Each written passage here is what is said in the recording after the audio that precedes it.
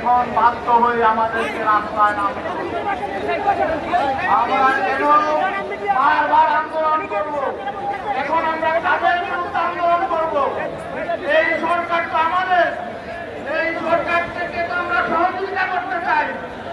তাহলে এই সরকার জনগণের রায় কেন বাস্তবায়ন করছে না? আজকের সময় আমরা জানতে পেরেছি আজকে সন্ধ্যায় উপদেষ্টা পরিষদের মিটিং হবে। এই মিটিং থেকে যাতে সব ফয়সালা হয়ে যায়, এরপরে যাতে আমাদের পথে নামতে না হয়। এরপরে আমরা পথে নামবো নতুন সরকার গঠনের জন্য।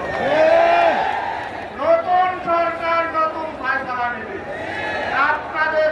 আপনাদের প্রতি আর আমাদের কোনো আস্থা থাকবে না যে এই সমর্থনের ভিত্তিতে আপনারা ক্ষমতায় আছেন।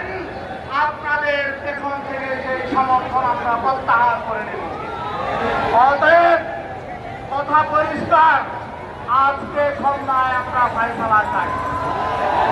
আর এখানে ইসলামী আন্দোলনের যে ভাইয়েরা বন্ধুরা আমাদের সঙ্গে আছেন, আপনাদেরকে অনুরোধ করব।